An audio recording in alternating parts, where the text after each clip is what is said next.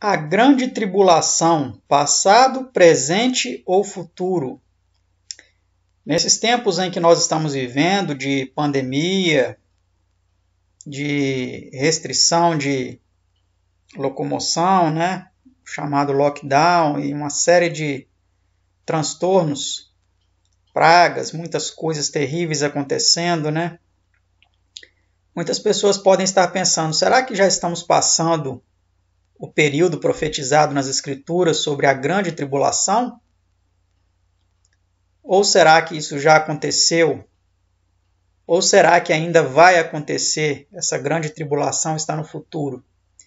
É sobre isso que trataremos agora neste importante estudo das Escrituras, da Palavra de Deus, que faremos assim em formato de slides mesmo. Você vai ouvir apenas a minha voz e nós vamos então fazer esse estudo muito importante para descobrirmos aqui nas Escrituras se a grande tribulação ela aconteceu no passado, ela está acontecendo agora no presente, em nossos dias, ou se ela acontecerá ainda no futuro, tá certo? Vamos então para o próximo slide, nós vamos ler o texto propriamente dito, que está em Mateus 24, versículo 21 e 22, que diz assim: Porque haverá então grande aflição, como nunca houve desde o princípio do mundo até agora, nem tampouco há de haver. E se aqueles dias não fossem abreviados, nenhuma carne se salvaria. Mas por causa dos escolhidos serão abreviados aqueles dias. Mateus 24, 21 e 22. Eu li aqui na Almeida Corrigida Fiel, tá certo? Vamos entender então essa expressão, a grande aflição. Como entender essa profecia, hein?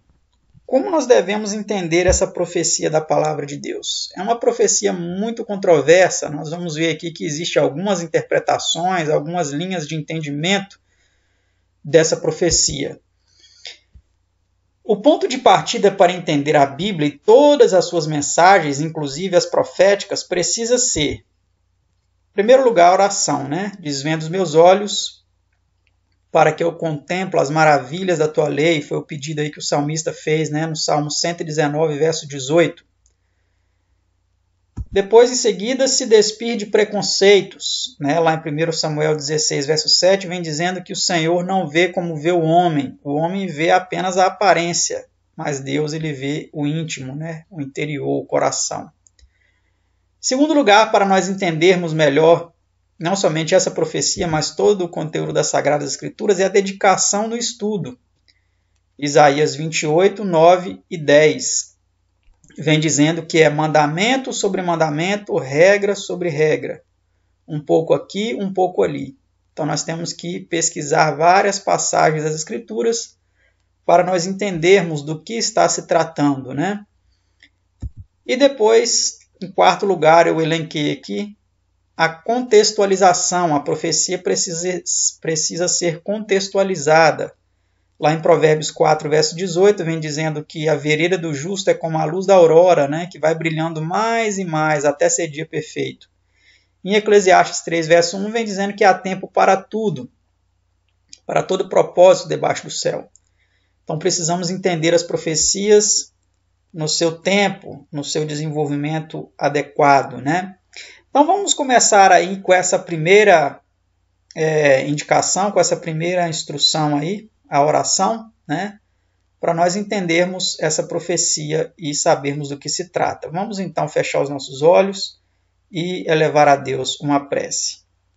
Pai Santo, Deus amado, que habita nos altos céus, te agradecemos pelo privilégio que temos de poder estudar a tua palavra. E suplicamos que nos ajude aqui, Senhor, com aqueles que estão estudando conosco, este tema, este assunto, para que possam, ó Pai, entender esta profecia da Tua Palavra das Escrituras. Nos ajude, nos dê um entendimento correto, abra os nossos olhos, Senhor, para que nós compreendamos as maravilhas da Tua Palavra. São bênçãos que nós te suplicamos em nome do Seu amado Filho Jesus. Amém. Dando continuidade então, meus amados, vamos analisar melhor esta palavra aflição, né, que apareceu no texto. porque haverá então grande aflição. Mateus 24, 21, na Almeida Corrigida Fiel, então vem usando essa palavra, né? Aflição.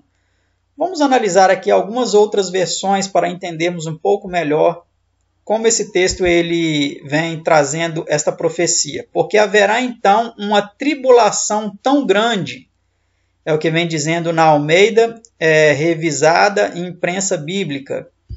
Já na Almeida Revista Atualizada vem dizendo, porque nesse tempo haverá grande tribulação. E aqui na King James Atualizada vem dizendo, porquanto haverá nessa época grande tribulação. A época que vem falando ali o contexto do texto, né, do verso.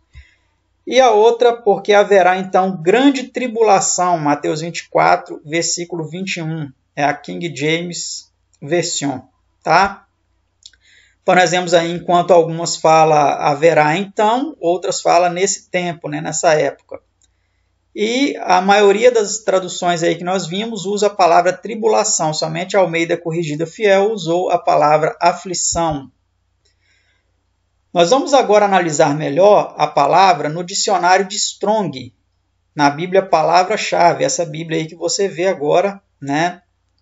Em nosso estudo, eu possuo uma Bíblia dessa e eu tirei aqui uma foto, a imagem, né, da palavra, do texto, para nós analisarmos essa palavra no idioma grego, né, o significado dela. Vocês podem perceber aí ó, que a palavra aflição, no versículo 21, vem dizendo, ó, porque haverá então grande aflição. Ela está sublinhada e com uma referência aí, número 23:47. E nós vamos agora analisar essa referência para ver o que significa essa palavra aflição, que as outras traduções aí vêm dizendo tribulação, né? Grande tribulação. Então a palavra aí, ela vem dizendo aí na referência 23:47, não sei se é Filipenses, essa palavra pronúncia aí que está entre parênteses, eu creio que seja, né? A palavra aflito, aflição, significa angústia, sobrecarregado, pressionado, perseguição, tribulação, problema, dificuldade. Substantivo de tilibô, esmagar, pressionar, comprimir, apertar, espremer, que se origina de talau, quebrar, pressão, compressão. No texto grego do Novo Testamento, apenas em sentido figurado. A opressão maligna, isto é, a aflição, angústia. Mais frequentemente como metonímia, males pelos quais a pessoa é pressionada, aflição, angústia, calamidade, perseguição, tribulação. Tá? Tem algumas passagens aí. Então, basicamente, esse é o significado dessa palavra no idioma grego, tá certo? Então, ela pode significar perseguição, né? Tribulação, problema, dificuldade. Nós vamos agora ver o que algumas Bíblias comentam sobre a profecia de Mateus, tá? Vamos analisar aqui a nota de rodapé sobre esse texto de algumas Bíblias, que traz aí alguns comentários, né? A primeira Bíblia que vamos analisar é essa que você vê aí a folha de rosto dela já, que é a Bíblia Anotada, da editora Mundo Cristão. Ela foi comentada, né? Com introdução, esboço e referências, laterais e notas por Charles Cadwell-Hitty. E aí no texto, aí ó, vocês percebem, né? Sublinhado. Vamos ver o que ela vem falando aí da abominação da desolação. Este é o homem do pecado, o anticristo, que na metade da tribulação quebrará a aliança feita no início da tribulação com o povo judeu e exigirá que eles e todo mundo o adorem. Os que resistirem serão perseguidos e muitos serão martirizados. Esta é a razão da urgência das instruções dos versos 16 a 22. E a notinha sobre o verso 22, ninguém seria salvo, né? Literalmente, nenhuma carne se salvaria. Aí, por causa dos escolhidos, fala que aqueles dias seriam abreviados, né? E aí, falando sobre os escolhidos, ela vem dizendo, os redimidos durante o período da tribulação. Os eleitos desta era, a igreja, terão sido arrebatados antes de aquele período começar. Então, olha que interessante. Essa Bíblia, então, segundo este erudito aí bíblico, Charles Cadwell-Hitty, ele vem analisando então, e essa compreensão é a compreensão de muitas pessoas, aí, muitos evangélicos em geral, eles acreditam dessa forma, que quando acontecer a tribulação, Os eleitos, eles terão sido arrebatados. Ou seja, quem vai passar a tribulação são só os ímpios, né? Os eleitos, não. Os escolhidos, eles serão arrebatados, né?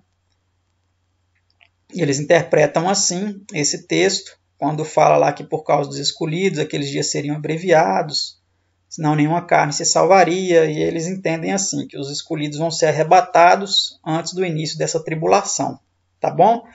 Vamos ver agora o que a Bíblia Ave Maria, ela vem em sua nota de rodapé falando aí. Então, nós vamos ver agora uma interpretação católica. Vimos a interpretação evangélica, vamos ver agora a interpretação católica sobre este texto. Eu vou aumentar aqui na lupinha para que vocês vejam melhor que ela vem falando aí sobre a grande tribulação, ó, 24, do 15 ao 28.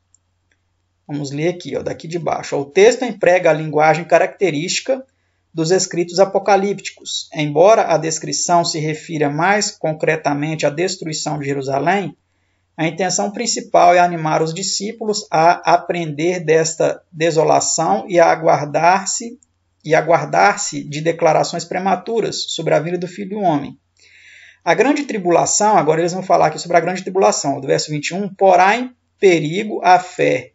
Porá, então note que eles entendem que é algo que ainda vai acontecer. Porá é um tempo verbal que está no futuro. Porá em perigo a fé, inclusive a salvação dos eleitos. Mas Deus mesmo intervirá por amor a eles e fará que se abreviem aqueles dias. Será preciso tomar cuidado com os falsos messias e falsos profetas, que serão capazes de enganar até os próprios escolhidos. A repetida exortação não o creiais, os versos 23 e 26, recomenda a atitude que é preciso assumir diante dos sedutores. As convulsões cósmicas com imagens tão desoladoras querem indicar que o julgamento final pode chegar igualmente de maneira repentina e inesperada para cada pessoa. Certo? Então aí percebemos que eles não colocam assim um arrebatamento, como salvos vão ser arrebatados antes dessa tribulação, não, eles não colocam isso.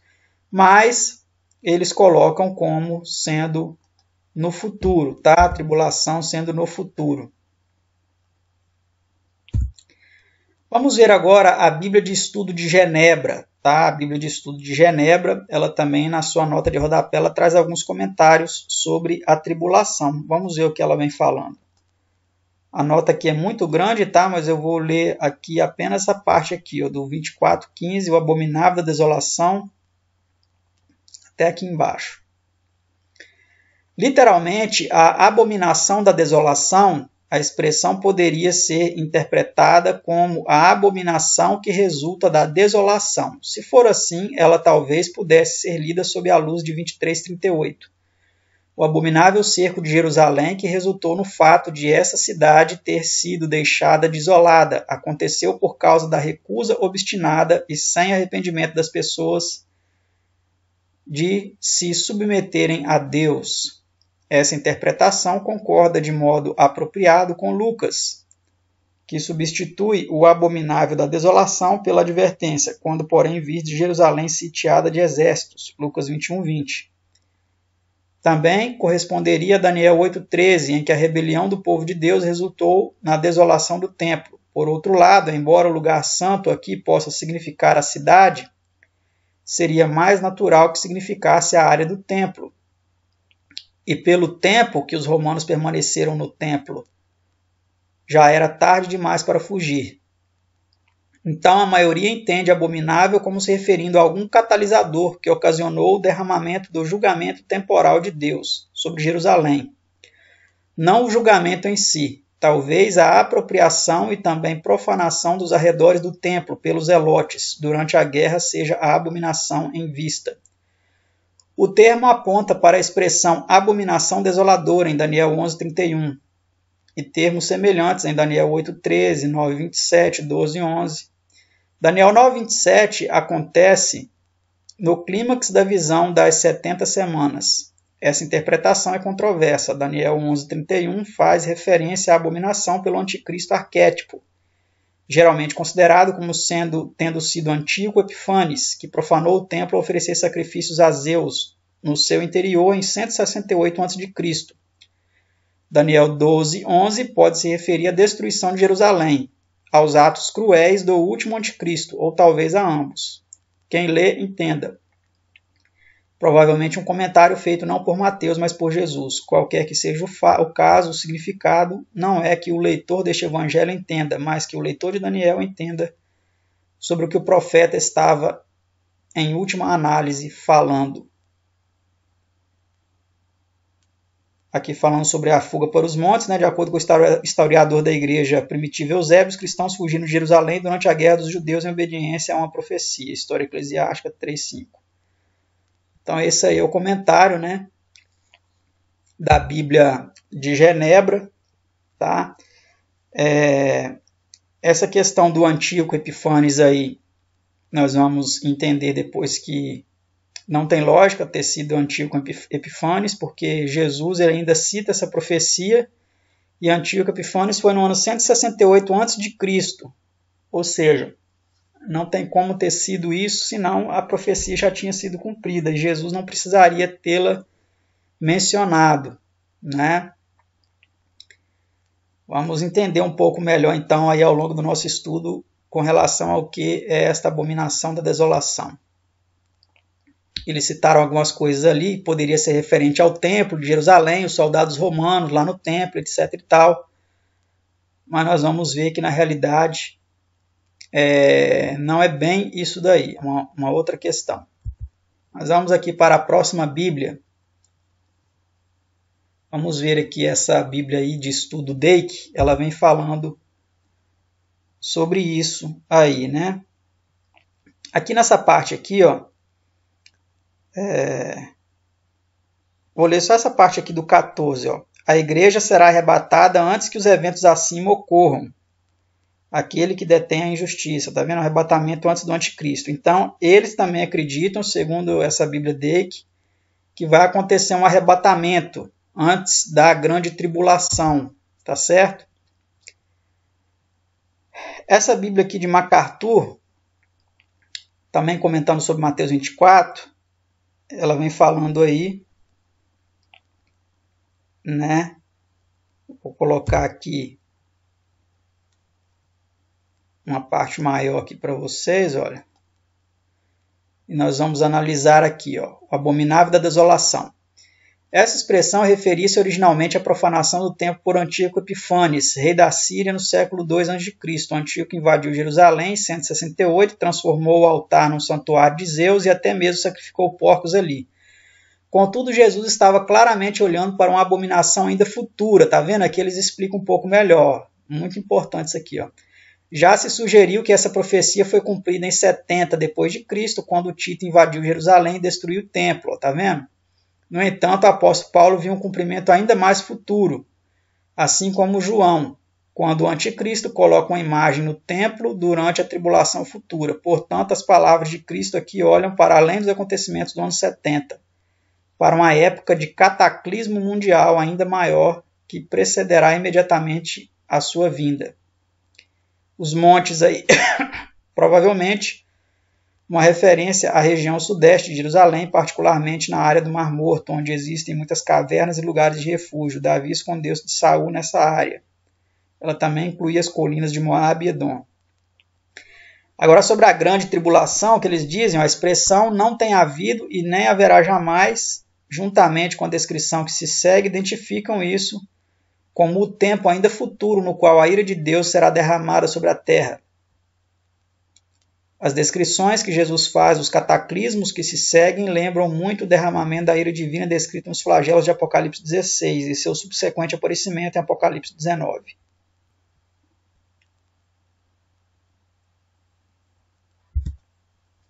Então esse aí é o comentário da Bíblia de MacArthur, tá?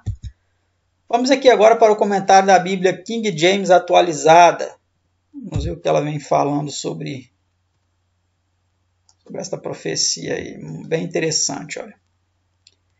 Vamos ver aqui desde o início. Jesus se retira do templo e sobe com os discípulos em direção ao Monte das Oliveiras, uma cordilheira a leste de Jerusalém, do outro lado do Vale Cedron, com quase 2 km de extensão e cerca de 70 metros acima do nível da cidade. De agora em diante, nunca mais entrará no templo. Tudo é parte da grande visão profética de Ezequiel, que viu a glória do Senhor abandonar a cidade de Jerusalém e o templo, mais precisamente em direção ao Monte das Oliveiras. Naquele momento estava se cumprindo a palavra do Senhor que veio a Ezequiel em 592 a.C. Ao chegar ao alto do monte, Jesus lança um último olhar sobre a cidade amada que o rejeitou. Ao pôr do sol, senta-se com seus discípulos e ficam observando a noite chegar sobre o templo e o povo de Jerusalém. Jesus não revela quando sucederão essas coisas, mas responde em forma de profecia as demais questões. O fim dos tempos, entre os versículos 4 a 14, a destruição de Jerusalém, entre 15 a 22, e Lucas 21, 20, e o glorioso retorno de Jesus Cristo, entre 23 a 31, os versos 23 a 31, né? Agora, falando sobre o versículo 3 aí, né? A expressão grega aqui, versículo 3 não, aqui é a nota 3, tá? A nota 3. A expressão grega aqui transliterada por bidelugma, tes eremoses, vem do hebraico, esse nome aí, que eu não vou pronunciar, significa a profanação horrível, terrível, o sacrilégio terrível, ou ainda, como em versões antigas, o abominável da desolação. Essas são formas de traduzir o significado literal da frase original, a coisa abominável que causa horror e repulsa, de acordo com Daniel 9, 27, 11, 31 e 12, 11. Jesus ressalta que os leitores do livro escrito pelo profeta Daniel poderão compreender melhor o que ele está dizendo. Jesus faz referência a um tipo de idolatria tão perversa e antagônica a todos quantos creem no Pai de Cristo, como ocorreu no ano 168 a.C., quando o rei Antíoco Epifânio erigiu um altar a Zeus no lugar do altar de Jeová. Em hebraico, Yud-He-Vav-He, né, transliterado por Yahweh. 1 Macabeus 1, 54, 59, 6, 7 e 2 Macabeus 6, 1 a 5, que fala sobre essa profanação aí do Antíoco Epifânio, né? Antíoco Epifânio. Assim, também aconteceu no ano 70 depois de Cristo, quando os romanos ofereceram sacrifícios pagãos de Jerusalém no lugar sagrado, ao proclamar Tito imperador supremo. 2 Tessalonicenses 2, 4, Apocalipse 13, 14 a 15. A história registra que muitos cristãos e judeus, pouco antes do ano 70, lembraram-se das palavras de Jesus, cumpriram à risca as orientações proféticas, tiveram suas vidas salvas daquelas catástrofes e perseguições. O grande retorno de Jesus em glória marca o final da ordem mundana na qual vivemos. Porém, antes disso, surgirão muitos enganadores, falsos messias, cristos, né? O tema guerra e terrorismo dominará a mídia mundial, tribulações, terremotos, vulcões, tempestades, alterações na atmosfera, no clima, falsos profetas por toda parte, multiplicação da iniquidade, maldade, da arrogância científica, lascívia, bestialidades, esfriamento do amor e das virtudes morais e éticas. Todos esses são apenas sinais que criam um ambiente para a manifestação do maior dos sinais, a pregação do Evangelho até os confins da terra. 28, 18 a 20. Então virá o fim. Notinha 4 aqui falando, a história registra que muitos cristãos, pouco antes do ano 70, fugiram de Jerusalém e se refugiaram nas montanhas da Transjordânia, onde se localizavam as terras de Pela. Fuga semelhante haverá num período futuro de tribulação conhecido, vamos ver aqui agora no próximo slide, conhecido como a 70ª semana de Daniel. Ó.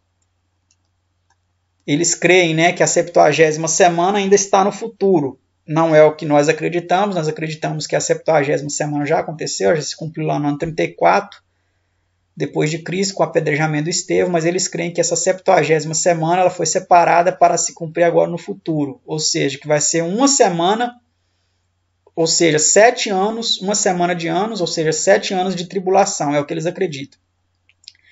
Entretanto, aquelas pessoas que verdadeiramente creem no Senhor, os salvos, a igreja, serão arrebatadas da terra no exato momento em que Cristo cruzar a atmosfera. Está vendo o que eles acreditam? Os cristãos não precisarão fugir, apenas devem perseverar até o dia do Senhor. É o que eles acreditam. Gestantes, idosos e pessoas com deficiência física terão maior dificuldade naqueles dias de tribulação e perseguição. perseguição. Mateus, como escreve principalmente aos judeus, observa os detalhes do inverno e do sábado, dia em que os judeus somente podiam caminhar 800 metros. O historiador judeu romano Flávio Josefo foi testemunha ocular dessa terrível tribulação e narra o episódio com palavras parecidas às de Jesus. Entretanto, aquela grande tribulação foi apenas mais um sinal da maior das tribulações ainda por vir, a de Daniel 12:1, que nós vamos estudar depois essa tribulação aí de Daniel 12. Este último e terrível tempo de aflição será abreviado em relação ao que já havia sido predeterminado nas profecias, como a 70ª semana de Daniel, tá vendo? Ou os 42 meses mencionados em Apocalipse 11, 2 e 13, 5. Os eleitos são o povo de Deus em todo o mundo, a igreja de Jesus Cristo. Que continua falando outras coisas, mas não é tão relevante para o assunto que nós estamos estudando aqui. Então, nós já analisamos as profecias, aí, essa profecia segundo essas notas dessas Bíblias. Vamos agora ver o tempo de angústia profetizado por Daniel, que é o de Daniel 12, verso 1. Nesse tempo se levantará Miguel, o grande príncipe. Que tempo? O tempo, se você for lá em Daniel 11, verso 45, você verá ali, né, aquela questão do rei do norte e tal, que vai armar suas tendas palacianas entre o mar grande e o glorioso Monte Santo, mas virá o seu fim e não haverá quem o socorra, né, uma profecia também muito...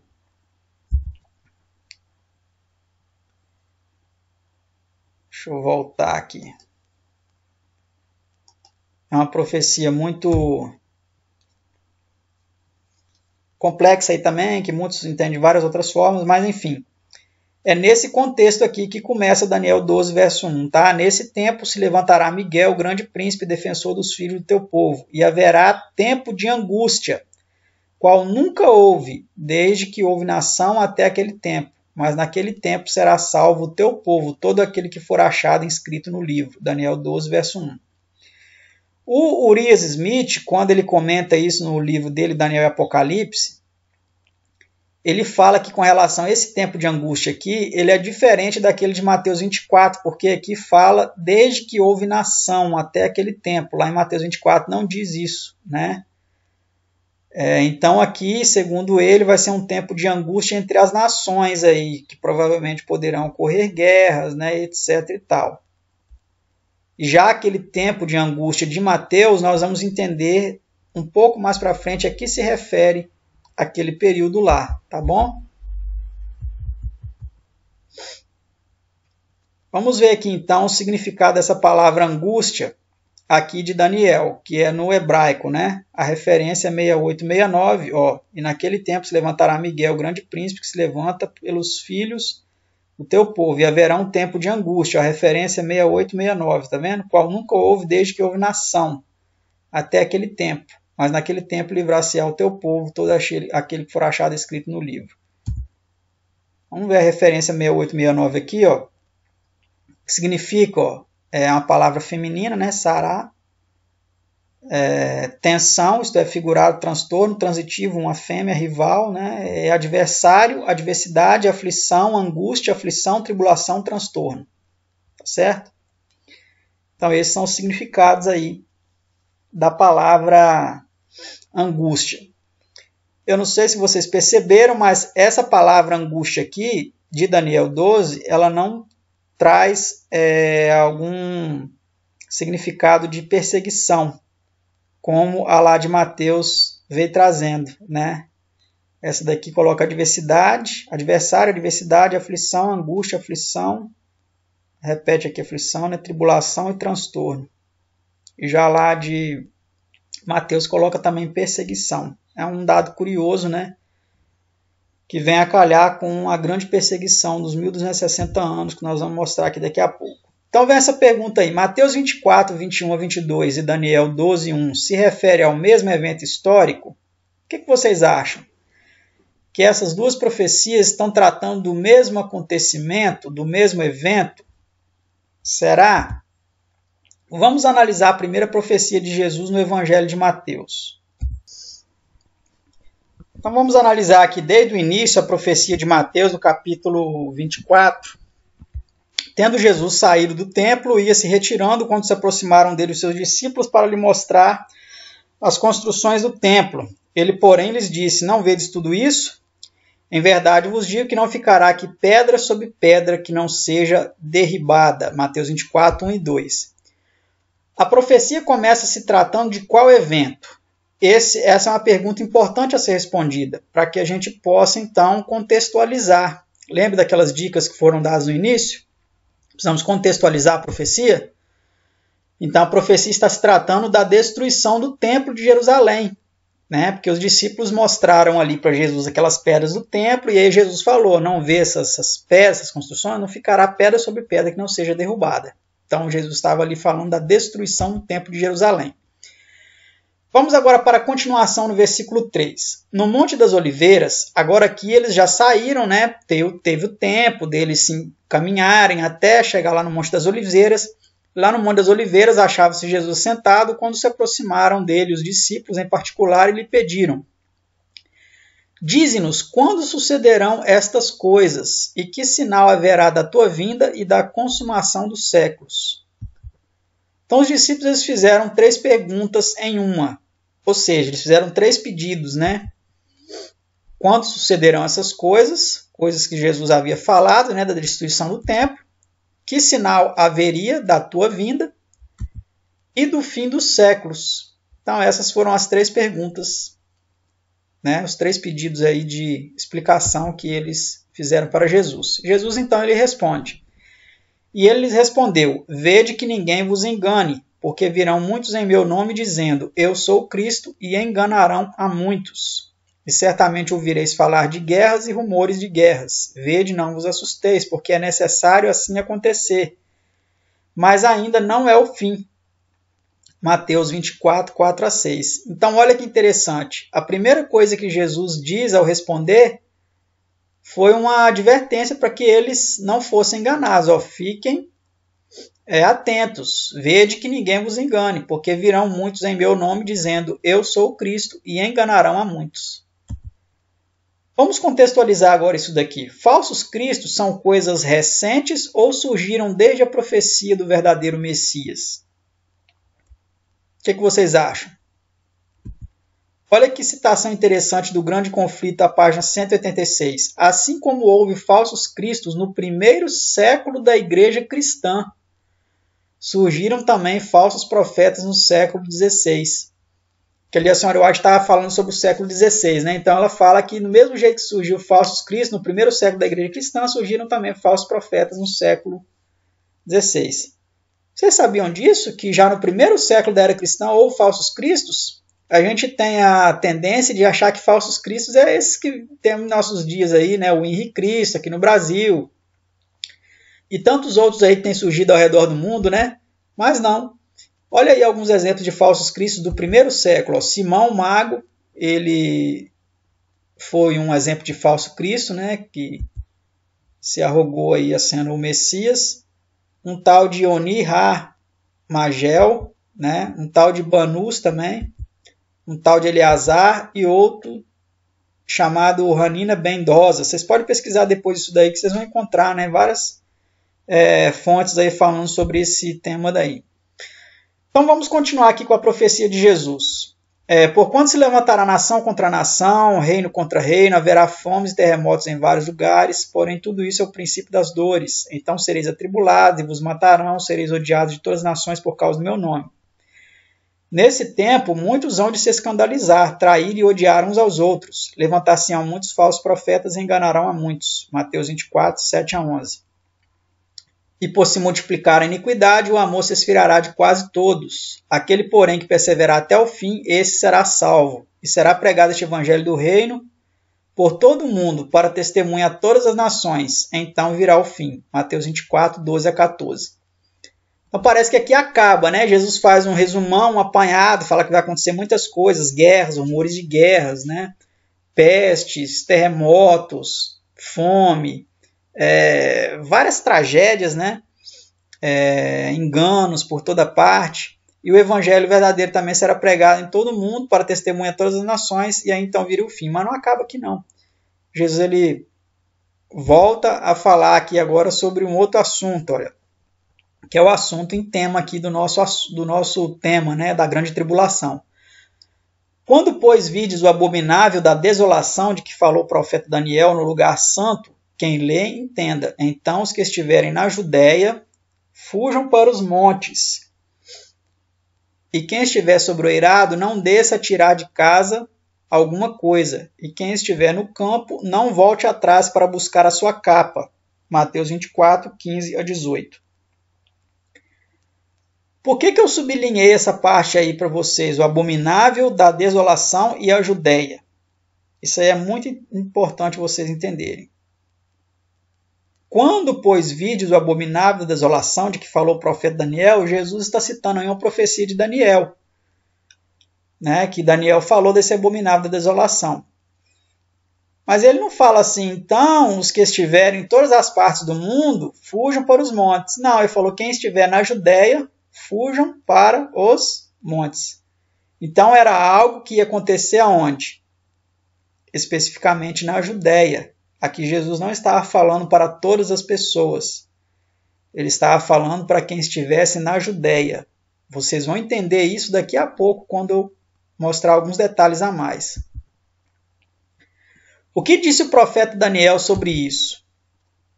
Então Daniel ele fala assim, ó, lá em Daniel 8, 13 e 14. Depois ouvi um santo que falava, e disse outro santo àquele que falava, até quando durará a visão do sacrifício contínuo e da transgressão assoladora?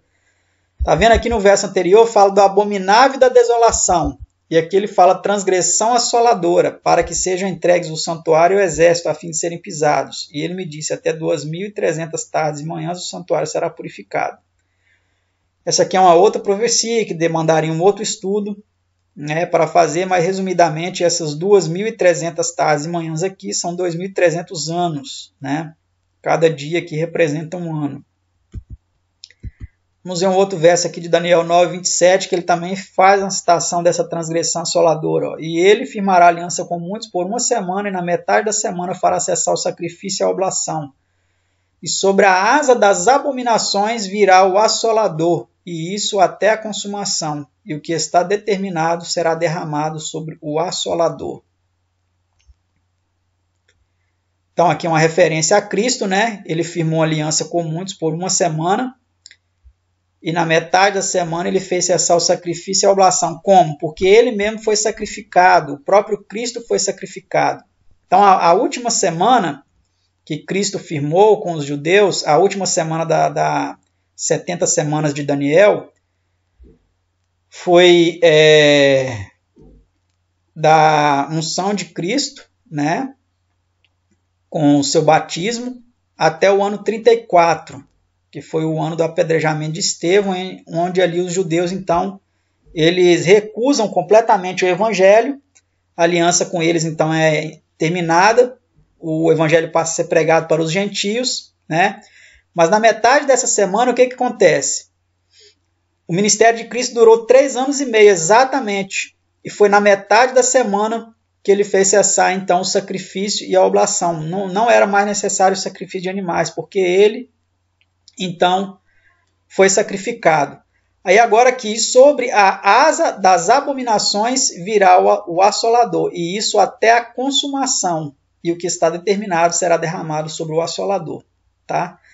Então essa aqui que é a charada, a asa das abominações virá o assolador. Essa asa das abominações aqui, os romanos eles tinham como símbolo a águia, uma águia, né, com as asas abertas, e todos os seus exércitos, quando eles marchavam para invadir certos lugares, aqueles estandartes romanos, eles iam à frente, e as pessoas podiam ver de longe aquele estandarte, aqueles símbolos com bandeiras também, com essa águia com as asas abertas, né? E eram exércitos assoladores, eles vinham para matar, para derrotar, para destruir, para saquear e para fazer um arraso aonde eles passassem. E foi justamente isso que aconteceu no ano 70, quando os judeus eles viram, né, os exércitos romanos vindo para poder invadir a cidade. Quando eles viram, por que fala no lugar santo? Isso, o grande conflito, logo ali no primeiro capítulo, ele vem explicando muito bem, né? A Terra Santa era considerada assim até um pouco além dos muros de Jerusalém, porque aquela terra, que foi considerada a terra prometida, que manava leite e mel, eles trabalhavam naquela terra, eles plantavam, né? Eles colhiam ali os seus suprimentos, os seus alimentos. Então aquele solo era considerado uma terra sagrada. Então quando eles viram ali os exércitos romanos naquela região, eles lembraram da profecia. E aí o que aconteceu? Esse exército, essa primeira investida, ela não ficou muito tempo. Logo chegou um mensageiro falando que aquele general ali, se não me engano era Céstio, né? Ele deveria voltar para Roma, porque estava demandando lá a presença dele. E ele voltou, os exércitos misteriosamente ali para os judeus se retiraram. E os cristãos, aqueles que lembravam da profecia de Cristo, quando viram o abominável de desolação, estão no lugar santo, quem lê entenda. Então os que estiverem na Judéia, fujam para os montes. O que é que eles fizeram? Eles fugiram. Né? Eles fugiram. E a história conta que os judeus que não aceitaram a Cristo, eles ao invés de fugir também, eles foram correr atrás do exército romano para poder tentar atacá-los. E aí foi a oportunidade perfeita para os cristãos que estavam na cidade, não tinha ninguém para apresentar resistência, nem para eles fugir, nem para mantê-los na cidade, nem para que eles não fugissem, né? E aí eles foram embora. Então assim a profecia se cumpriu de forma fantástica, né? Interessante. Então agora vamos seguir a recomendação do início, um pouco aqui, um pouco ali de Isaías 28:10, né? Regra sobre regra, mandamento sobre mandamento. Quanto tempo durará a grande tribulação? Essa é uma pergunta muito interessante, porque algumas pessoas elas pensam que a grande tribulação ela vai durar 7 anos. Essa última semana aí da profecia, da 70ª semana de Daniel, muitos acreditam que vai durar 7 anos. Alguns acreditam que vai durar a metade, 3 anos e meio. Né? São várias interpretações aí. Mas eu quero dar aqui evidências bíblicas para vocês entenderem que isso não se sustenta, né? Por um próprio exemplo bíblico aqui, ó. De Apocalipse 2:10. Vamos ver essa tribulação aqui, quanto tempo ela durou. Nada temas das coisas que hás de padecer. Eis que o diabo lançará alguns de vós na prisão, para que sejais tentados, e tereis uma tribulação de 10 dias. Ser fiel até a morte, e dar-te-ei a coroa da vida, disse Jesus a essa igreja, né? Apocalipse 2:10. Que tribulação é essa? Essa tribulação de 10 dias foi, na verdade, uma tribulação de 10 anos, cada dia por um ano, né? De acordo com Números 14:34 e Ezequiel 4:6, que fala que o princípio bíblico profético de interpretação profética, né, de cada um dia representa um ano. Tempo no qual a igreja cristã sofreu pela perseguição imposta pelo imperador romano Diocleciano, de 303 a 313 depois de Cristo, terminando com o Edito de Milão assinado por Constantino e Licínio em 313 depois de Cristo. Então, essa tribulação que fala que ela durou 10 dias, se a tribulação sofrida no período da segunda igreja, né, a igreja de Esmirna, de Apocalipse 2:10, texto que nós lemos, foi de 10 anos, e ela não foi chamada de uma grande tribulação, somente de tribulação, tereis uma tribulação de 10 dias, fala, a grande tribulação profetizada por Jesus seria maior ou menor do que essa? É uma pergunta simples e a resposta é óbvia. Com certeza a tribulação que Jesus disse seria maior do que 10 anos, muito maior do que 10 anos, porque uma tribulação de 10 anos não foi chamada de grande tribulação, né? Então, com certeza, a tribulação profetizada por Jesus, ela seria maior do que 10 anos. Então, aí fica claramente evidenciado para nós que essas pessoas que acham que agora, no tempo final, vai ter um período de 7 anos de tribulação, ou seja, de 3 anos e meio, né, a metade, que isso é uma grande tribulação, não vem muito aí a calhar com essa profecia de Jesus. Vamos ver depois se possivelmente poderia ser com relação à profecia lá de Daniel. E vamos ver se é a mesma coisa, né? Vejamos então as mesmas profecias de Mateus 24, 21 a 22 relatadas por Lucas. Então aqui é um fato muito interessante, porque muitas pessoas, quando eles leem lá em Mateus 24, 21 a 22, falando da abominação, da desolação e tal, eles nem se atentam que lá em Lucas também fala sobre essa mesma profecia. E olha como que diz lá em Lucas. E dizendo alguns a respeito do templo, que estava ornado de formosas pedras e dádivas, disse: quanto a estas coisas que vedes, dias virão em que não se deixará pedra sobre pedra, que não seja derrubada. E perguntaram-lhe, dizendo: Mestre, quando serão, pois, essas coisas? Que sinal haverá quando isso estiver para acontecer? Lucas 21, 5-7. Agora nós vamos avançar no texto para a parte da invasão de Jerusalém, ó, lá no verso 20-22 de Lucas 21. Mas quando vide Jerusalém cercada de exércitos, sabei então que é chegada a sua desolação. Tá vendo? Ele não fala abominável da desolação. Aqui ele já fala, Lucas já fala claramente, sem enigmas, como é falado lá na profecia de Daniel que Jesus citou. Lucas ele fala claramente, rasgado aí, ó. Mas quando vide Jerusalém cercada de exércitos, sabei então que é chegada a sua desolação. Então os que estiverem na Judéia, tá vendo? Cita Judéia de novo, fujam para os montes. Por que Judéia? Porque o templo de Jerusalém estava lá, na Judéia, na região da Judéia. Tá certo, gente? Então isso não é uma recomendação para as pessoas de todas as partes do mundo, não. Isso foi naquele período da destruição de Jerusalém. Isso aconteceu lá no ano 70. Então os que estiverem na Judéia, fujam para os montes. Os que estiverem no meio da cidade, saiam, e os que nos campos não entrem nela, porque dias de vingança são estes, para que se cumpram todas as coisas que estão escritas. Tá vendo? Foram dias de vingança. Vamos agora comparar os dois relatos. Olha que interessante aí, um texto ao lado do outro. O primeiro de Mateus, 24, 15 e 18, fala: quando, pois, vide o abominável da desolação, de que falou o profeta Daniel no lugar santo, quem lê entenda. Então os que estiverem na Judéia fujam para os montes. Quem estiver sobre o eirado não desça tirar de casa coisa alguma, e quem estiver no campo não volte atrás para buscar sua capa. E o texto de Lucas 21, 20-22 diz: mas quando virdes Jerusalém cercada de exércitos, sabei então que é chegada a sua desolação. Interessante que a palavra desolação ele é usada, né? Não fala abominável da desolação, mas fala desolação.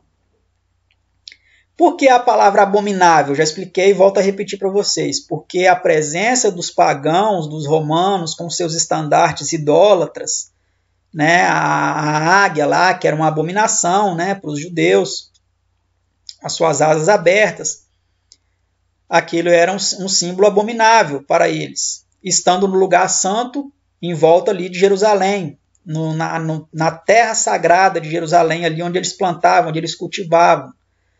Então é dito aí em Lucas, né? Quando vi de Jerusalém cercado de exércitos, sabei então que é chegada a sua desolação. Quando Lucas escreveu isso no Evangelho, já tinha acontecido? Não, não tinha acontecido. Mas ele já sabia do que estava se tratando. Ele já sabia que chegaria o momento em que Jerusalém seria cercado de exércitos e seria desolada, o templo seria destruído, etc. e tal.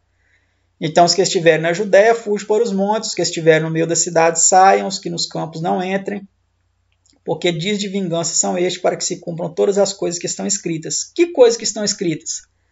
As profecias de Daniel, as profecias também de Mateus, tudo. Tá certo, gente? Então é esse aí o significado dessa tribulação, falando aí, né? Voltando agora para o relato no Evangelho segundo Mateus. Vamos ver lá, como é dito aí segundo essa versão bíblica. Ó. Mas ai das grávidas e das que amamentarem naqueles dias. Mas orai para que a vossa fuga não seja no inverno, nem no dia do Shabat, né? Porque haverá então grande tribulação, tá vendo? Como nunca houve desde o princípio do mundo até agora, nem jamais haverá. E se aqueles dias não fossem abreviados, nenhuma carne se salvaria, mas por causa dos eleitos serão abreviados aqueles dias. Mateus 24, 19 e 22, segundo a Bíblia King James, versão 1611, da BV Books 2015. Tá certo, gente? Então vou explicar daqui a pouco, né, o que é tudo isso daí na profecia, o que é essa abreviação, tá? Por que essa grande tribulação é falada como uma tribulação que nunca houve desde o princípio do mundo até agora, nem jamais haverá. Vamos entender tudo isso daqui a pouco. Aguarde aí que a gente já vai chegar nesse ponto. Vamos ver então o que Jesus continua dizendo. Então, se alguém vos disser, eis aqui o Cristo, ou ei-lo ali, não acrediteis, porque surgirão falsos cristos e falsos profetas, operando grandes sinais e prodígios para enganar, se possível, os próprios eleitos. Vede que vô-lo tenho predito. Portanto, se vos disserem, eis que ele está no deserto, não saiais, ou ele no interior da casa, não acrediteis, porque assim como o relâmpago sai do oriente e se mostra até no ocidente, assim é de ser a vinda do Filho do Homem. Onde estiver o cadáver, aí se ajuntarão os abutres. Mateus 24, 26 a 28, tá, gente? Então não vai precisar ninguém dar recado, não vai precisar a televisão ficar falando, ah, Jesus chegou, todo mundo vai ver, tá? Será visível como relâmpago. Logo em seguida, a tribulação daqueles dias. Agora, aqui alguns detalhes muito interessantes, olha. Logo em seguida, a tribulação daqueles dias, essa tribulação que nós lemos agora anteriormente, o sol escurecerá, a lua não dará sua claridade, as estrelas cairão do firmamento e os poderes do céu serão abalados. Será que isso já aconteceu, gente? Ou vai acontecer? Muito interessante isso aqui. Guarde essa pergunta aí, daqui a pouco a gente vai responder. Então aparecerá no céu o sinal do Filho do Homem. Todos os povos da terra se lamentarão e verão o Filho do Homem vindo sobre as nuvens do céu com poder e muita glória. E ele enviará os seus anjos com grande clangor de trombeta, os quais reunirão seus escolhidos dos quatro ventos de uma a outra extremidade dos céus. Mateus 24, 29 a 31. Então aí vem a pergunta para nós. Os sinais no sol, lua e estrelas seriam antes ou depois da tribulação? O que vocês acham? Seria antes ou depois? Vamos ver o texto de novo? Olha o que o texto diz. Logo em seguida a tribulação daqueles dias. O sol escurecerá e a lua não dará sua claridade. Então seria depois, né? O sol e a lua iam escurecer e as estrelas iam cair do firmamento depois daquela grande tribulação. Muitas pessoas acham, então, que a tribulação, depois da tribulação vai acabar tudo. Não. Tá vendo? Logo depois dessa tribulação vai acontecer isso aí, a queda das estrelas e o escurecimento do sol e da lua. Sobre isso, a senhora White diz o seguinte no livro Grande Conflito. Olha que interessante, né? Falando aí, pegando várias referências da história, ela diz assim, ó. 25 anos mais tarde apareceu o sinal seguinte. 25 anos mais tarde, na página anterior, ela estava falando do terremoto de Lisboa, né? Em Portugal, que afetou várias partes também do mundo, foi sentido em várias partes do mundo, né? Mas o epicentro foi lá em Lisboa. Aí ela fala, 25 anos mais tarde apareceu o sinal seguinte mencionado na profecia, o escurecimento do sol e da lua. O que tornou isso mais surpreendente foi o fato de que o tempo de seu cumprimento fora definidamente indicado. Na palestra do Salvador com seus discípulos no Monte das Oliveiras, depois de descrever o longo período de provação da igreja, os 1260 anos da perseguição papal, relativamente aos quais prometera ele ser abreviada a tribulação, mencionou Jesus certos acontecimentos que precederiam sua vinda e fixou o tempo em que o primeiro destes deveria ser testemunhado. Naqueles dias, depois daquela aflição, o sol se escurecerá e a lua não dará sua luz. Aí aqui ela cita Marcos, né? 13, 24. Os 1260 dias, ou anos, terminaram em 1798. Tá vendo, gente? Então, muitas pessoas acreditam que isso tá para acontecer ainda, mas não, ó, terminou e quando? Em 1798, esses 1260 dias, tá?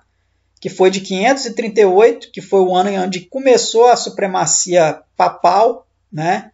Onde a última tribo daquelas 3 tribos, não fala que esse poder, o chifre pequeno, ele arrancaria 3 outros chifres? Então, esses 3 outros chifres que foram arrancados foram os visigodos, os ostrogodos e os vândalos.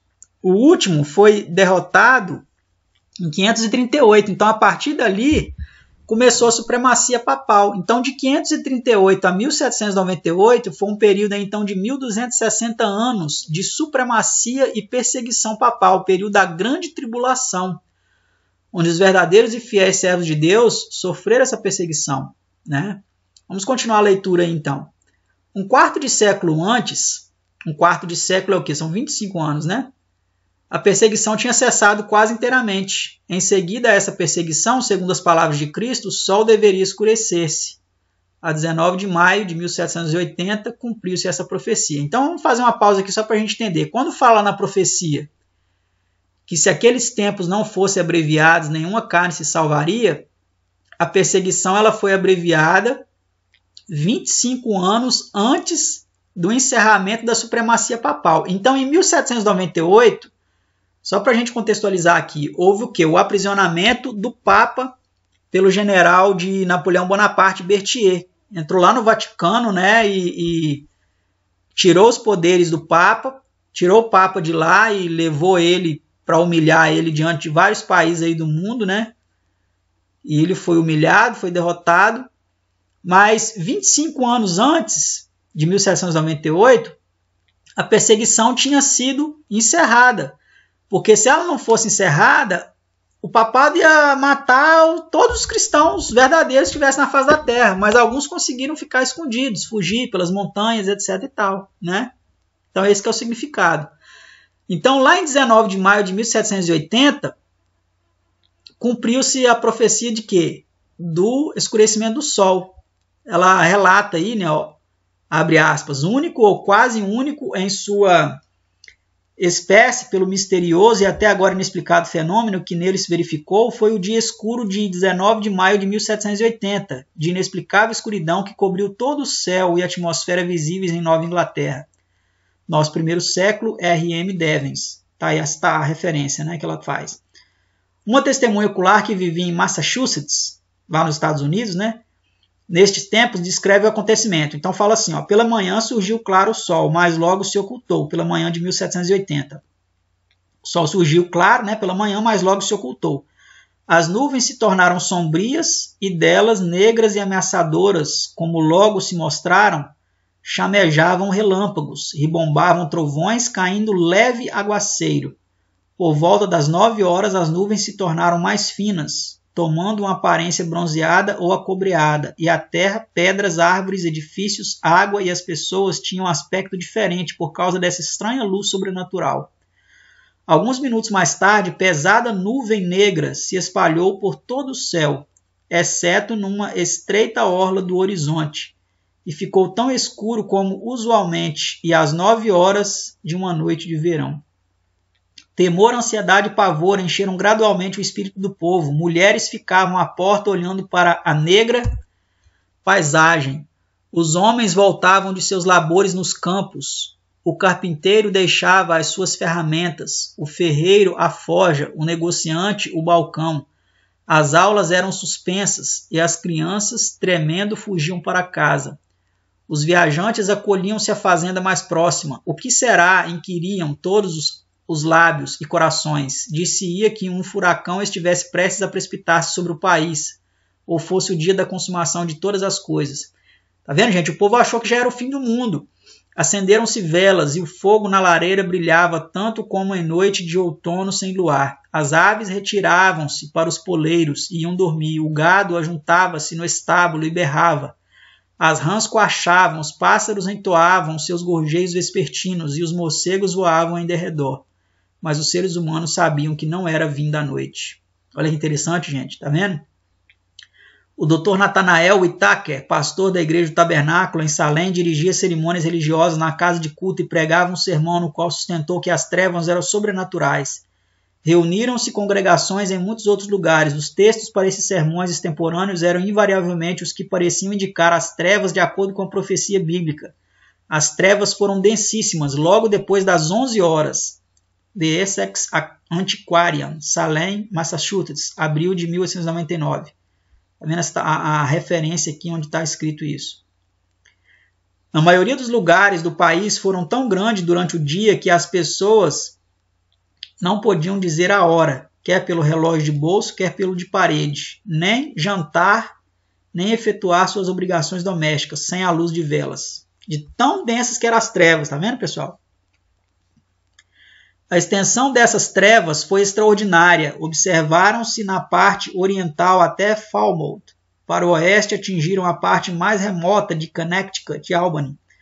Para o sul foram observadas ao longo das costas e ao norte até onde se estende a colonização americana. História do início, progresso e estabelecimento da independência dos Estados Unidos, Dr. William Gordon. Seguiu-se às imensas trevas daquele dia, 1 ou 2 horas antes da noite, um céu parcialmente claro, e apareceu o sol, posto que ainda obscurecido por negro e pesado nevoeiro. Depois do pôr do sol, as nuvens novamente subiram E aí o texto ele continua, vocês podem ler no Grande Conflito, tá, gente? Pode entrar aí no site, se você não tem o livro, pode entrar no site, pode ler. Sugiro que vocês leiam esse livro, O Grande Conflito, ele explica muitas coisas sobre a profecia, para que vocês entendam. Então, muitas pessoas estão ainda esperando essa questão do escurecimento do sol, da lua, da queda das estrelas. Muitas pessoas falam aí de 3 dias de escuridão, etc e tal. Mas essas profecias, pessoal, tudo já aconteceram. Tá certo? Ó. Profecia de Daniel. E naquele tempo se levantará Miguel, grande príncipe, que se levanta a favor dos filhos de teu povo. E haverá um tempo de angústia, qual nunca houve, desde que houve nação até aquele tempo. Mas naquele tempo livrar-se-á o teu povo, todo aquele que for achado escrito no livro. E muitos dos que dormem no pó da terra ressuscitarão, uns para a vida eterna e outros para a vergonha e desprezo eterno. Então vamos fazer uma pausa aqui. Por que lá na profecia de Mateus 24 diz que é um tempo de angústia qual nunca houve? E que se aqueles tempos não fossem abreviados, nenhuma carne se salvaria, etc e tal. Porque realmente nunca houve um tempo de tribulação como 1260 anos de perseguição. Hoje, para nós, talvez é difícil entender isso. Mas se você tivesse naquele tempo, você ia ver. Ser perseguido, ser jogado na fogueira, ser jogado para os animais, ser torturado com as máquinas de tortura que o Vaticano usou para torturar tantas pessoas. Isso é uma tribulação muito grande, gente. Foi uma tribulação terrível, como nunca houve. Hoje, por mais que a gente passe problemas, dificuldades, mas essas aberrações, essas coisas terríveis aí não acontecem hoje em dia. Né? As leis, hoje em dia, etc. tal, protegem em certa medida as pessoas. Mas naquele tempo não. Naquele tempo o massacre era terrível. Então foi realmente um tempo de angústia qual nunca houve. Agora, será que aqui na profecia de Daniel está falando também desse tempo de 1260 anos? Não, pessoal. Aqui está falando de uma outra profecia, tá? Que nós vamos identificar aqui para vocês agora. Olha que interessante. Aqui está falando de ressurreição. Olha que interessante. Ó. Mas naquele tempo livrar-se-á o teu povo, todo aquele que for achado escrito no livro. E muitos dos que dormem no pó da terra ressuscitarão. Uns para a vida eterna e outros para a vergonha e desprezo eterno. Lá em Mateus 24 não fala sobre ressurreição no contexto dessa grande angústia, dessa grande aflição. E aqui já fala. Então aqui nós entendemos que essa profecia de Daniel ela está falando de um tempo de angústia que vai ser um tempo de angústia agora no final, que nós vamos entender que uma palavrinha também é dada em relação a esse período de angústia, tá? Os que forem sábios, pois, resplandecerão como o fulgor do firmamento, e os que a muitos ensinaram a justiça, como as estrelas sempre eternamente. E tu, Daniel, encerra essas palavras e sela este livro até ao fim do tempo. Muitos correrão de uma parte para outra, e o conhecimento se multiplicará. Daniel 12, 1 a 4. Um outro texto aqui agora, interessante, que mostra para nós, sobre os vencedores da grande tribulação. E um dos anciãos me falou, dizendo: estes que estão vestidos de vestes brancas, quem são e de onde vieram? E eu disse-lhe: Senhor, tu sabes. E ele disse-me: estes são os que vieram da grande tribulação, e lavaram as suas vestes e as branquearam no sangue do Cordeiro. Por isso estão diante do trono de Deus, e o serve de dia e de noite no seu templo. E aquele que está sentado sobre o trono os cobrirá com a sua sombra. Nunca mais terão fome, nunca mais terão sede. Nem sol nem calma cairá sobre eles.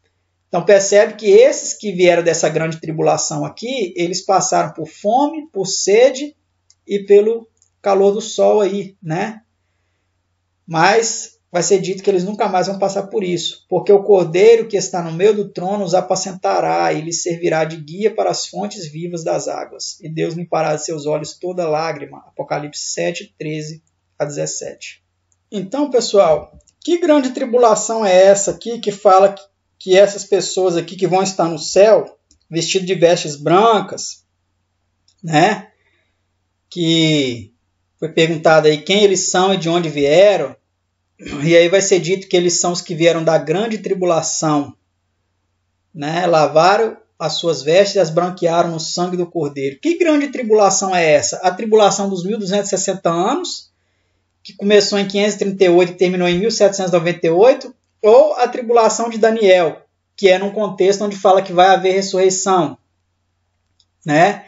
Que é uma tribulação em que envolve nações, que fala que é uma grande tribulação qual nunca houve desde que houve nação até aquele tempo, né? O que dá a indicar aí que é uma tribulação que vai ser pior do que todas as outras guerras entre nações que já ocorreram. O que tudo indica, esse texto de Apocalipse aqui está falando que são os que vieram da grande tribulação de Daniel 12, verso 1, e não da grande tribulação profetizada lá em Mateus 24, em Marcos 13 e em Lucas 21. Tá certo, gente? Essa tribulação, ela também é falada aqui em Jeremias como o tempo de angústia para Jacó. Olha que interessante. Vamos ler aqui o relato. Porque assim diz o Senhor, ouvimos uma voz de temor, mas não de paz. Perguntai, pois, e vede, se um homem pode dar à luz.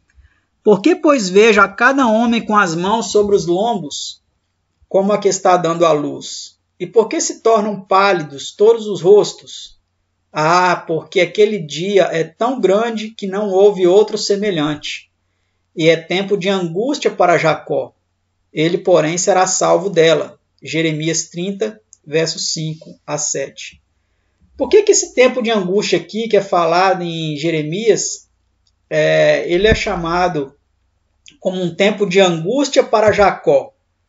Vamos ver aqui a interpretação que é dada pela senhora White no livro Grande Conflito. É bem interessante. Acompanhe aí, nós vamos ler aqui várias páginas para nós então encerrarmos este estudo. O povo de Deus será então imerso naquelas cenas de aflição e angústia descritas pelo profeta como o tempo de angústia de Jacó. Tá? Para vocês entenderem o contexto aqui, então, é interessante vocês lerem todo o capítulo aí, ou o livro, né? Mais recomendado o livro, né, do Grande Conflito. Nós estamos lendo aí a partir da página 616, como vocês podem ver aí acima. Então aí ela cita, né, o texto que nós lemos, de Jeremias 30, 5 a 7. Assim diz o Senhor, ouvimos uma voz de temor, mas não de paz. Por que se tem tornado macilentos todos os rostos? Ah, porque aquele dia é tão grande que não houve outro semelhante, e é tempo de angústia para Jacó. Ele, porém, será livrado dela. Jeremias 30, 5 a 7. A noite de angústia de Jacó, quando lutou em oração para obter livramento da mão de Esaú, conforme é dito lá em Gênesis 32, 24 a 30, representa a experiência do povo de Deus no tempo de tribulação. Por causa do engano praticado a fim de conseguir a bênção de seu pai, destinada a Esaú, havia Jacó fugido para salvar a vida. Alarmado pelas ameaças de morte feitas por seu irmão. Depois de ficar muitos anos como exilado, pôs-se a caminho por ordem de Deus para voltar com suas mulheres e filhos, rebanhos e gado, ao país natal. Chegando às fronteiras da terra, encheu-se de terror com as notícias da aproximação de Esaú frente a um bando de guerreiros, indubitavelmente determinado à vingança. A multidão de Jacó, desarmada e indefesa, parecia prestes a cair desamparadamente como vítima da violência e morticínio. E ao fardo de ansiedade e temor acrescentou-se o peso esmagador da reprovação de si próprio, pois que era o seu pecado que acarretara este perigo. Sua única esperança estava na misericórdia de Deus. Sua defesa única deveria ser a oração. Todavia, nada deixa de sua parte por fazer a fim de expiar a falta para com seu irmão e desviar o perigo que o ameaçava. Assim, ao aproximar-se do tempo de angústia, devem os seguidores de Cristo esforçar-se por se colocar em uma luz conveniente perante o povo, a fim de desarmar o preconceito e remover o perigo que ameaça a liberdade de consciência. Tendo feito afastar a sua família para que não lhe testemunhasse a angústia, Jacó ficou só para interceder junto a Deus. Confessa o seu pecado e agora na página 617, e com gratidão, melhor dizendo, reconhece a misericórdia de Deus para com ele. ao mesmo tempo em que, com profunda humilhação, pleiteia o concerto estabelecido com seus pais e as promessas a ele mesmo feitas na visão noturna de Betel e na terra de seu exílio. Chegara o momento crítico em sua vida, tudo está em jogo. Nas trevas e solidão continua ele a orar e a humilhar-se perante Deus. Subitamente percebe uma mão sobre o ombro, julga ser um inimigo que procura tirar-lhe a vida e com toda a energia do desespero luta com o seu assaltante.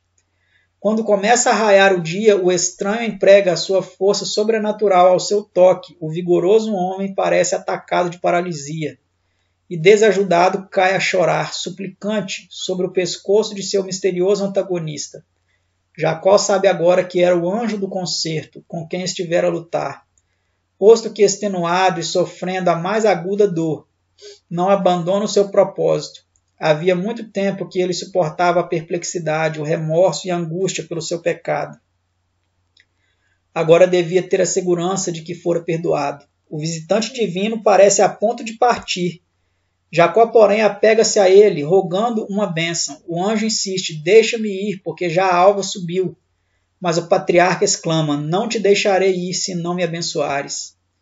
Que confiança, que firmeza e perseverança são aqui reveladas. Fosse isto uma exigência jactanciosa, presumida, e Jacó teria sido destruído instantaneamente. Mas nele era a segurança de quem confessa a sua fraqueza. E indignidade, e não obstante confia na misericórdia de um Deus que guarda seu conserto. Lutou com o anjo e prevaleceu, Oséias 12, verso 4. Pela humilhação, arrependimento e submissão, aquele mortal pecador falível prevaleceu sobre a majestade do céu. Firmara as mãos trementes nas promessas de Deus, e o coração do amor infinito não poderia afastar a defesa do pecador. Como prova de seu triunfo e animação a outros para lhe imitarem o exemplo, seu nome foi mudado de um nome que lhe recordava o pecado para outro que comemorava sua vitória. E o fato de haver Jacó prevalecido com Deus constituía uma segurança, agora na página 618, uma segurança de que prevaleceria com os homens. Não mais teve receio de enfrentar a ira do irmão, pois o Senhor era a sua defesa. Satanás tinha acusado Jacó perante os anjos de Deus, pretendendo o direito de destruí-lo por causa de seu pecado. Havia incitado Esaú para marchar contra ele, e durante a longa noite de luta do patriarca, Satanás esforçou-se por incutir nele uma intuição de culpa, a fim de o desanimar e romper sua ligação com Deus. Jacó foi quase arrastado ao desespero, mas sabia que sem o auxílio do céu teria de perecer. Tinha se arrependido sinceramente de seu grande pecado e apelou para a misericórdia de Deus. Não se demoveria de seu propósito. Antes segurou firme o anjo, insistindo em seu pedido, com ardentes e angustiosos brados, até prevalecer. Assim como Satanás influenciou Esaú a marchar contra Jacó, instigará os ímpios, agora falando sobre a futura tribulação, instigará os ímpios a destruírem o povo de Deus no tempo de angústia. E assim como acusou a Jacó, acusará o povo de Deus. Conta com as multidões do mundo como seus súditos, mas o pequeno grupo que guarda os mandamentos de Deus está resistindo à sua supremacia. Se ele os pudesse eliminar da terra, seu triunfo seria completo. Ele vê que santos anjos os estão guardando e deduz que seus pecados foram perdoados, mas não sabe que seus casos foram decididos no santuário celestial. Tem um conhecimento preciso dos pecados que os tentou a cometer, e apresenta esses pecados diante de Deus sob a mais exagerada luz, representando a este povo como sendo precisamente tão merecedor como ele mesmo da exclusão do favor de Deus. Declara que com justiça o Senhor não pode perdoar-lhes os pecados e, no entanto, destruirá ele e seus anjos. Reclama-os como sua presa e pede que sejam entregues em suas mãos para os destruir. Acusando Satanás o povo de Deus por causa de seus pecados, o Senhor lhe permite que os prove até o último ponto. Sua confiança em Deus, sua fé e firmeza serão severamente postas à prova. Ao verem o passado, suas esperanças, próxima página, desfalecem, pois que em sua vida inteira pouco bem podem ver. estão perfeitamente conscientes de sua fraqueza e indignidade. Satanás se esforça por aterrorizá-los com o pensamento de que seus casos não dão margem à esperança, que a mancha de seu aviltamento jamais será lavada. Espera destruir-lhes a fé de tal maneira que cedam às suas tentações, desviando-se de sua fidelidade para com Deus. Embora o povo de Deus esteja rodeado de inimigos que se esforçam por destruí-lo, a angústia que sofre não é, todavia, o medo da perseguição por causa da verdade. Receiam não se terem arrependido de todo pecado e que, devido a alguma falta, não se cumpra a promessa do Salvador. Eu te guardarei da hora da tentação que há de vir sobre todo o mundo. Apocalipse 3:10. Se pudessem ter a segurança de seu perdão, não recuariam da tortura ou da morte. Mas se mostrassem indignos e perdessem a vida por causa de seus defeitos de caráter, o santo nome de Deus seria então vituperado. De todos os lados ouvem as tramas da traição e vêm a alastrar-se ativamente a revolta e despertar-se neles um intenso desejo, fervoroso anseio da alma, para que esta grande apostasia termine e a impiedade dos ímpios chegue a termo. Mas enquanto rogam a Deus que detenha a obra da rebelião, é com um vivo senso de reprovação própria que não mais têm eles poder para resistir à poderosa onda do mal e forçá-los a retroceder. Sentem que se houvessem sempre empregado toda a sua habilidade no serviço de Cristo, indo avante de poder em poder, as forças de Satanás teriam menos capacidade para prevalecer contra eles.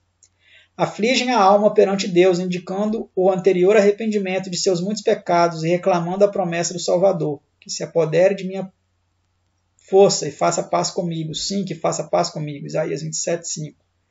Sua fé não desfalece por não serem suas orações de pronto atendidas. Sofrendo, embora a mais profunda ansiedade, terror e angústia não cessam as suas intercessões. Apodera-se da força de Deus como Jacó se apoderara do anjo, e a linguagem de sua alma é: não te deixarei ir se não me abençoares. Se Jacó não se houvesse primeiro arrependido de seu pecado de obter pela fraude o direito de primogenitura, Deus não lhe teria ouvido a oração, preservando-lhe misericordiosamente a vida. Semelhantemente, no tempo de angústia, se o povo de Deus tivesse pecados não confessados, que surgissem diante deles enquanto torturados pelo temor e angústia, seriam vencidos.